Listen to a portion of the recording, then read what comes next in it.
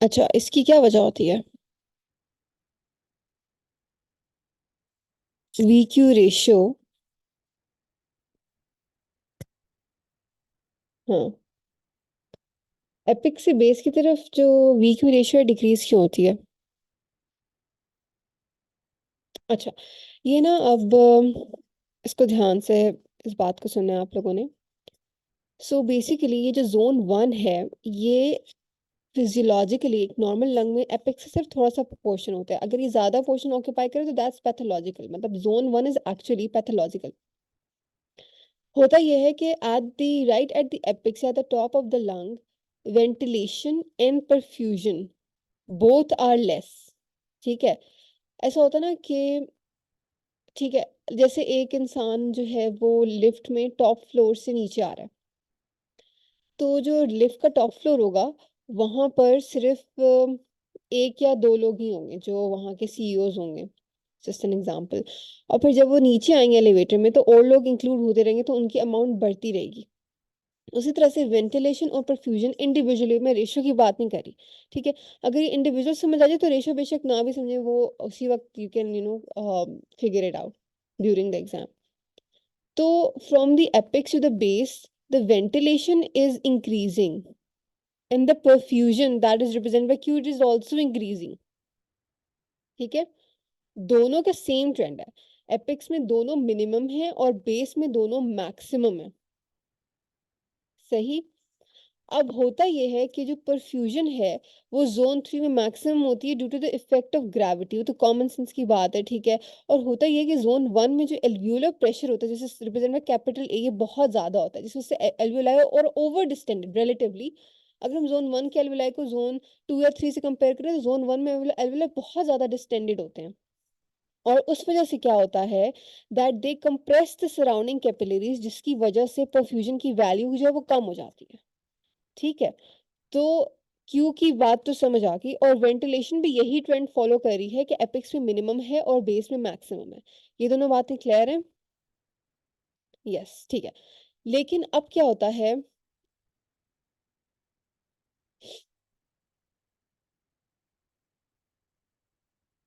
कि जो रेशियो है वो ऑपोजिट ट्रेंड फॉलो कर रही है। इसकी वजह क्या है? रेशियो में न्यूमरेटर में वेंटिलेशन है और डिनोमिनेटर में परफ्यूजन है। अच्छा, अब अगर मुझे बताएं कि न्यूमरेटर की वैल्यू इंक्रीज होती है तो रेशियो इंक्रीज होती है, लेकिन अगर डिनोमिनेटर की वैल्यू डिक्रीज होती है, ज्यादा डिक्रीज होती है as compare to decrease in numerator, तो रेशियो इंक्रीज होगी या डिक्रीज होगी? नहीं नहीं नहीं, मैं ये कह रही हूँ सिंपल सी ये बात है, ये तो एमबीबीएस की से रिलेटेड भी नहीं है। अगर न्यूमरेटर की वैल्यू भी डिक्रीज हो रही है और डिनोमिनेटर की वैल्यू भी डिक्रीज हो रही है, बट जो डिनोमिनेटर है उसकी वैल्यू न्यूमरेटर के मुकाबले में ज्यादा डिक्रीज हो रही है, तो जो ओवरऑल जो रेशियो है इसकी, जो इसकी रेशियो निकल रही है, उसकी वैल्यू पे क्या इफेक्ट आएगा? अगर ये भी डिक्रीज हो रहा है और ये भी डिक्रीज हो रहा है, बट जो क्यू है, जो डिनोमिनेटर, वो ज्यादा डिक्रीज हो रहा है, तो एक्स की वैल्यू बढ़ेगी या कम होगी? बढ़ेगी। This is the reason why this ratio follows the opposite trend as compared to the individual values। होता है कि न्यूमरेटर से डिनोमिनेटर तक आते आते वेंटिलेशन और परफ्यूजन दोनों की वैल्यू बढ़ रही होती है। ठीक है। या इसको इस तरह से कह लें कि बेस से एपिक्स वाला ट्रेंड फॉलो कर, बेस से एपिक्स पे जाते हुए वेंटिलेशन और परफ्यूजन दोनों की वैल्यू कम हो रही होती है, लेकिन रेशियो की वैल्यू जो है, रेशियो वो बढ़ रही होती है, क्योंकि परफ्यूजन क्यू की वैल्यू ज्यादा कम हो रही होती है एज कम्पेयर टू वी। बस ये बात समझ आ गई तो सारा समझ आ गया। हाँ, एग्जैक्टली exactly। तो अब मुझे बताएं कि जोन 1 में V/Q रेशियो ज्यादा होगी या जोन 3 में? मैक्सिमम कहाँ होगी? हाँ, जोन 1 में मैक्सिमम होगी। और मिनिमम कहाँ होगी? जोन 3 में। ठीक है। लेकिन वेंटिलेशन अलग अगर बात करें और परफ्यूजन अलग बात करें तो बस मतलब कि, हाँ, मतलब कि इंडिविजुअल वैल्यूज का एक ट्रेंड है, लेकिन वो आपको समझना चाहिए सारा इंडिविजुअल वैल्यूज का। अगर सारा ट्रेंड आपको समझ के ही जो है वो याद रहेगा एग्जाम में। लेकिन जो परफ्यूजन है, जो रेशियो है वो इसका ऑपोजिट ट्रेंड फॉलो कर रही है, क्योंकि परफ्यूजन की वैल्यू में जो डिक्रीज आ रहा है, it is more than a decrease in ventilation, जिसकी वजह से रेशियो की वैल्यू इंक्रीज हो रही है। चलिए, ये बात तो क्लियर हो गई। अच्छा, अब जो अगली इसमें, हाँ ठीक है, अगला जो इसमें कॉन्सेप्ट है वो ये है कि V बाई क्यू जो है, that is maximum at zone one, that is around 3 या 3.3, और इतनी ज़्यादा होती है जोन वन में कि हम कहते हैं कि वेस्टेड वेंटिलेशन है, क्योंकि परफ्यूजन तो बहुत ही कम है ना, वेंटिलेशन भी कम है लेकिन परफ्यूजन ज़्यादा कम है एज कम्पेयर टू वेंटिलेशन। मैं एरोस दोबारा लगा देती हूँ, ठीक है, क्यू बहुत कम है एज कम्पेयर टू वी, जिसकी वजह से जो पूरी रेशियो है ये बहुत ज़्यादा है, मैक्सिमम है। और जोन टू इज द, अगर वो पूछे ना कि फिजियोलॉजिकल जोन का, zone two is the ideal zone. Zone two जो है यहाँ पे 0.8 होती है, फिर जोन थ्री में और कम हो जाती है, लेस देन 0.8 होती है, ठीक है। अच्छा, अब अगर कोई ऐसा काम करे इंसान जिसकी वजह से ये रेशो का, हमें जोन वन टू थ्री हो गया, समझ आ गया, हाँ। अब कोई ऐसा काम करे इंसान जिसकी वजह से क्यू की वैल्यू ज्यादा हो रही है, परफ्यूजन ज्यादा हो रही है, तो रेशो पे क्या इफेक्ट आएगा? रेशो कम हो जाएगी। तो एक्सरसाइज में ये वी बाई क्यू, एक्सरसाइज में क्यू कम होगी, ज्यादा होगी, ज्यादा होगी, तो वी बाई क्यू के साथ क्या होगा? कम हो जाएगी, ठीक है। इतनी कम हो जाएगी कि जोन थ्री की मिनिमम है ना, जोन थ्री जितनी होना शुरू हो जाएगी, जोन थ्री जितनी कम हो जाएगी वी बाई क्यू रेशियो, क्योंकि क्यू बढ़ रहा है, ठीक है, क्योंकि क्यू जो है वो बढ़ रहा है, एक्सरसाइज में परफ्यूजन बढ़ रही है, तो जो जोन है एक्सरसाइज में, जो zones of the lung, they would be, all of them would be converted to zone three. Highly tested point, repeatedly asked question. What happens to the V by Q ratio in exercise, or when does the V by Q ratio of the lungs becomes the same as that of zone 3, or what is the effect of increased perfusion on the V by Q ratio? Are we clear with all of this? Challenge. Now, how do I switch back? अच्छा, अच्छा, अब ये एक और important चीज है, blood flow का concept clear हो गया, that is Q, that is lowest at the apex and then medium and highest at the base, and because of this V by Q is the lowest at the base. बस V by Q का जो trend है वो we और Q की अलग अलग values के ऑपोजिट है, just keep this in mind, और कुछ नहीं रहता जहन में, तो ये बात रहेगी। वैसे ये hopefully you guys have gotten it. अब क्या होता है कि एपिक्स में मैंने कहा था कि एल्विलाई आर ओवरली डिस्टेंडेड, और वो अपने सराउंडिंग कैपिलरीज को कंप्रेस कर रहे होते हैं, तो जो पी कैपिटल ए है, that is the alveolar pressure, it is maximum, ठीक है। और फिर क्या होता है कि जो जो जोन टू होता है यहाँ पर, फिर एल्वियोलर प्रेशर रिलेटिवली लेस होता है जैसे नीचे जाते हैं, और जो आर्टेरियल प्रेशर है वो ज्यादा होना शुरू हो जाता है, ठीक है। जो पल्मोनरी आर्टरी, उसमें डीऑक्सीजनेटेड ब्लड होगा, राइट, इस तरह से जा रहा है ब्लड, ठीक है, ये राइट साइड है, ये लंग्स है ना, ये लेफ्ट साइड है, ये लंग्स हैं, और ऐसे ब्लड जा रहा है, और राइट से लेफ्ट में जा रहा है, और इस दौरान ही ऑक्सीजनेट होता हुआ जा रहा है।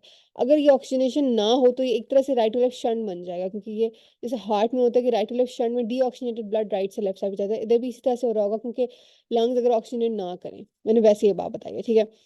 अच्छा, मीडियम जो मिडिल जोन है, जोन टू, वहां पर आके फिर आर्टेरियल प्रेशर ज्यादा है, और जोन थ्री में आर्टेरियल प्रेशर ज्यादा है, फिर वीनस प्रेशर है, और एल्वुलर प्रेशर सबसे कम है, ठीक है। जोन वन के ऑपोजिट हो गया सारा सिनेरियो। तो अच्छा, ये प्रेशर की वैल्यू जरूर आपको याद होनी चाहिए, एल्वुलर प्रेशर कहाँ पे मैक्सिमम है, और क्या ये ऑर्डर पता होना चाहिए, ऑर्डर जरूर आएगा, हाँ बिल्कुल, बहुत दफा पूछा हुआ है।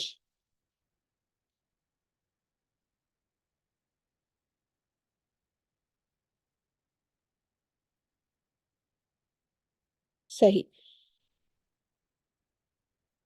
Now, what was the effect of exercise on individual values? I'm not asking about the ratio. What happens to V? Not much change. What happens to Q? It increases. Perfusion increases during exercise. What happens to the ratio, that is R? It decreases. How much is the decrease?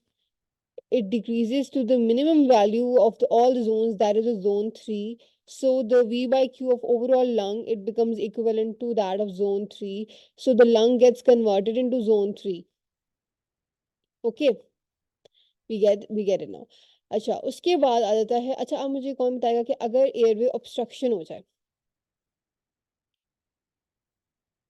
ठीक है, ये जो है वो alveolus है, और let's say कि यहाँ से ब्लड जा रहा है, ठीक है, जस्ट अ हाइपोथेटिकल डायग्राम, ये राइट साइड है, ये लेफ्ट साइड है, और यहाँ पे ऑब्स्ट्रक्शन हो गई, एयर अंदर आ नहीं पा रही, तो वी की वैल्यू, वेंटिलेशन नहीं हो रही, एयर नहीं आ रही, तो वी की वैल्यू को क्या इफेक्ट आएगा, वी की वैल्यू 0 हो जाएगी, और क्यू की वैल्यू को क्या इफेक्ट आएगा, ब्लड तो आ रहा है कि क्यू की वैल्यू सेम रहेगी, तो v बाई क्यू में न्यूमरेटर 0 हो गया, तो रेशियो को क्या होगा, रेशियो 0 हो जाएगी, तो v बाई क्यू जो रेशियो है वो 0 कब हो जाती है, कब हो जाती है, जब एयरवे ऑब्स्ट्रक्शन हो जाए, शाबाश, ठीक है।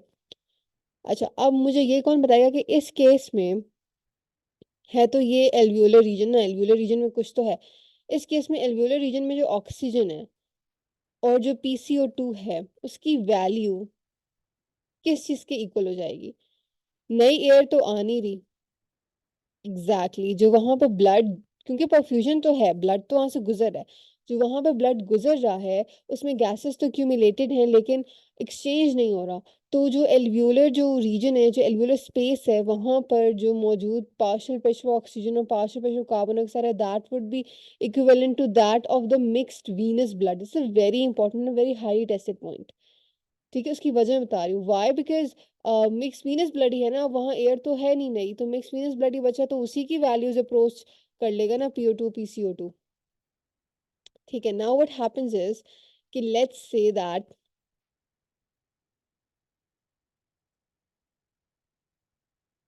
again, now we know there's only one scenario when V by Q will be 0. now let's say again blood गुजर रहा है यहाँ से, ठीक है, ब्लड गुजर के जा रहा है, लेकिन अब क्या होता है कि इस केस में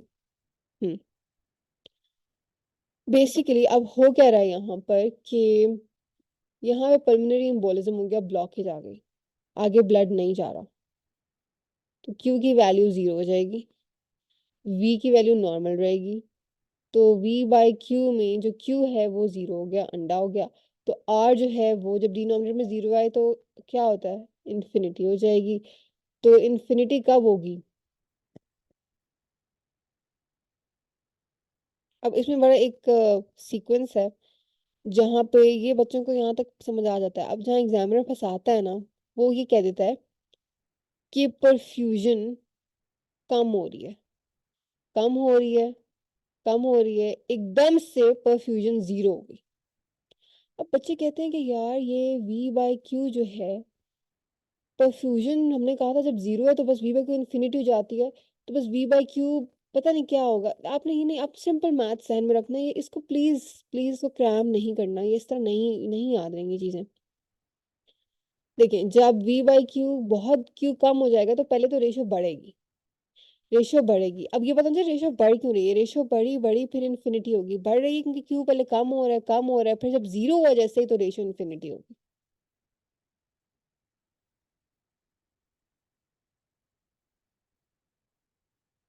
नहीं, ये मेनली परमेम्बोलिज्म का सिनेरियो है, इन्फिनिटी वाला, जो बाकी सिनेरियोज होते हैं उसमें 0 और इन्फिनिटी ना एक्सट्रीम्स हैं, और ये क्लासिकल लाइक केसेस हैं, एयरवे ऑब्स्ट्रक्शन का केस और परमेम्बोलिज्म का केस जो डेफिनेटली आता है, लाजमी आता है, पेपर 1 में नहीं तो पेपर 2 में तो आएगा ही आएगा, तो हाँ, इसमें ज्यादा, और ये दो ही सिनेरियोज हैं जिसमें एक में इन्फिनिटी और एक में 0, बाकी में वो आपको वैल्यू ऑल्टरनेट करके देंगे, तो आपको फिर पता न्यूमरेटर डिनोमिनेटर के हिसाब से बस रेशियो चेंज करनी है, इट्स नॉट रॉकेट साइंस।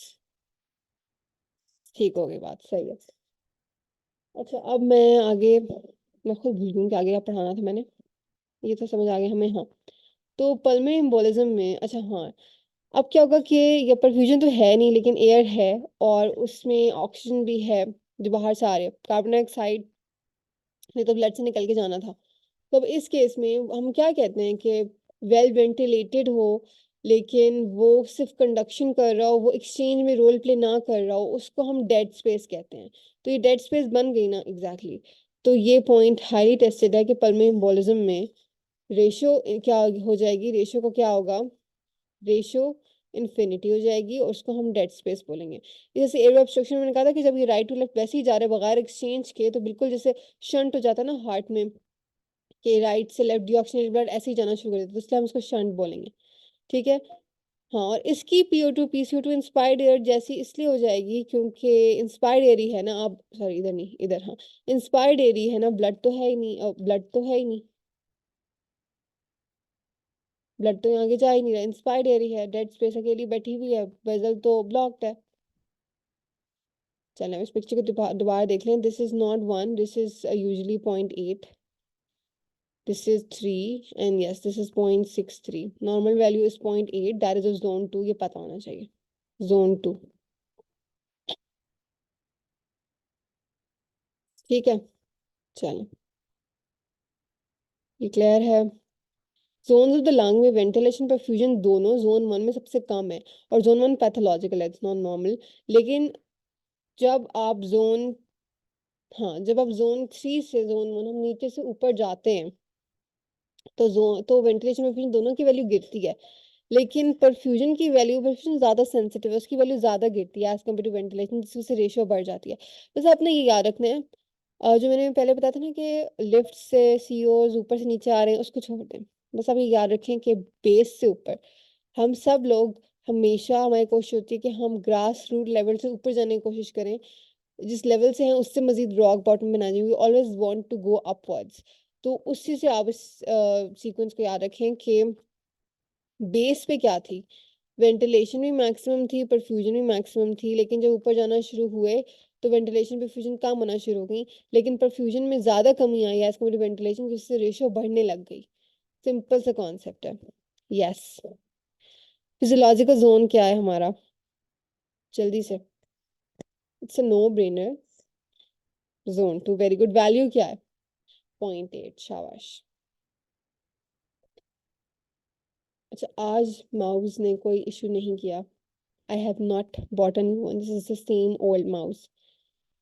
अच्छा, अब रफीला में इसके जो क्वेश्चन स्टेम्स हैं साथ ही गो थ्रू कर लेते हैं, वॉल्यूम्स भी करने हैं अभी।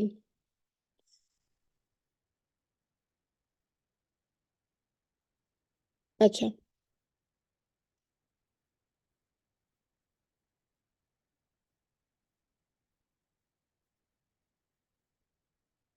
Normal V by Q ratio 0.8 है। सीओपीडी में क्या होता है, अच्छा सीओपीडी में वी बाई क्यू रेशियो कम होती है, क्यों होती है?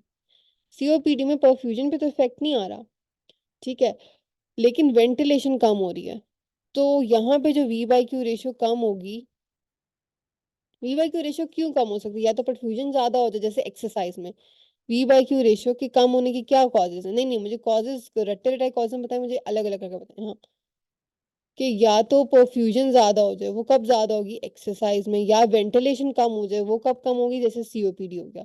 तो दोनों सिनेरियो में, हाँ ये बात भी बहुत इंपॉर्टेंट है, ये मैं अलग से कॉन्सेप्ट बोर्ड पे ऐड कर रही हूँ, रेपिटेशन ही है, but this is asked what has happened to my, हाँ, क्लियर ऑल ड्राइंग्स, लेट्स सी।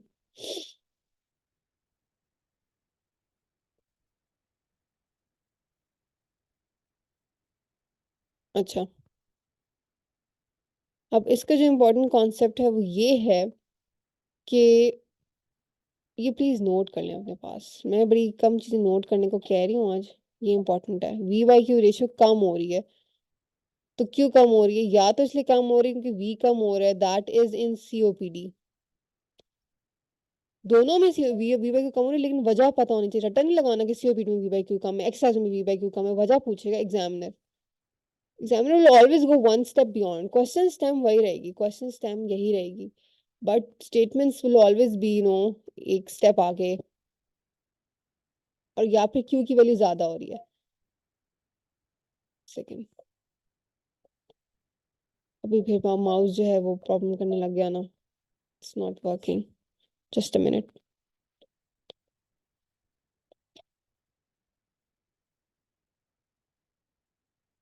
या फिर क्यू की वैल्यू ज्यादा हो रही है, that is an exercise. So these are the two causes of decreased V by Q.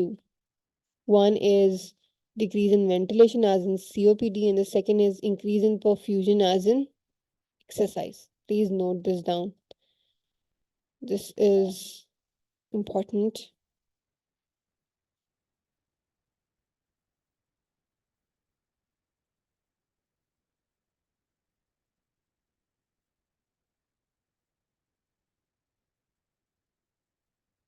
अच्छा, अब क्या होता है कि कितनी कम हो जाती है V by Q ratio? Around 0.1 हो जाती है. इतनी कम हो जाती है. 0.8 होती है ना यूजुअली, उनके वेंटिलेशन कम हो रही होती है. अच्छा, इसके अलावा वी बाई क्यू रेशियो और किस में कम होती है? पल्मोनरी एडीमा में. पल्मोनरी एडीमा में क्यों कम होती है?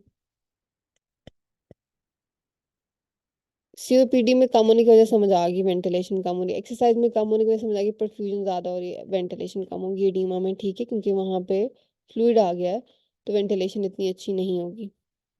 फिजियोलॉजिकल शंट क्या है? जब वी बाई क्यू जीरो हो जाएगी. वी बाई क्यू जीरो कब होती है? अब होती है वी बाई क्यू जीरो, एक में हमने इन्फिनिटी का कहा है और एक जीरो का कहा है, जब एयरवे ब्लॉक हो जाती है. अब डेड स्पेस में देखें, यहाँ पे इन्फिनिटी नहीं दिया उनका, increase V by Q ratio in dead space. तो मैंने क्या कहा था कि जब भी पल्मोनरी एम्बोलिज्म होगा तो पहले परफ्यूजन कम होगी, एकदम से जीरो नहीं होगी, फिर जीरो होगी. तो जब परफ्यूजन पहले कम होगी तो इस रेशियो की वैल्यू ज्यादा होगी और फिर एकदम से रेशियो इन्फिनिटी हो जाएगी. ठीक है, सही. ये डेड स्पेस हम बाद में देखेंगे, अलग ये अलग टॉपिक है, इट्स इम्पोर्टेंट. अच्छा, अब अगली चीज आ जाती है कि वी बाई क्यू मिसमैच होता है if V by Q is less then V by 0.1 in COPD. चलिए जी, और है कोई रेशियोज की बात? पल्मोनरी एम्बोलिज्म में वी क्यू मिसमैच तो इन सभी कंडीशन में हो रहा है. जोन वन में क्या है? वेंटिलेशन भी कम है, परफ्यूजन भी कम है, परफ्यूजन इज वेरी लो. ठीक है, ज्यादा कम है, that's why the ratio is maximum. PO2 high है, PCO2 कम है एपेक्स पे, और बेस पे उसके ऑपोजिट है, PO2 लो है और PCO2 मैक्सिमम है. बेस ऑफ द लंग में वेंटिलेशन हाई है और ब्लड फ्लो ज्यादा हाई है. कोई सारी बातें हैं. I am actually done with repeating all of this. अच्छा, एयरवे ऑब्स्ट्रक्शन में क्या था? अगर एयरवे ब्लॉक हो गई तो वेंटिलेशन जीरो हो जाती है, और अगर ब्लड फ्लो नॉर्मल है तो वी बाई क्यू जीरो हो जाएगा. This is called shunt. ठीक है, ये सारा हमें क्लियर हो गया concept. How do I get rid of this highlighter?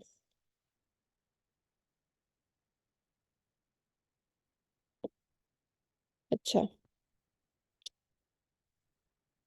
That's how.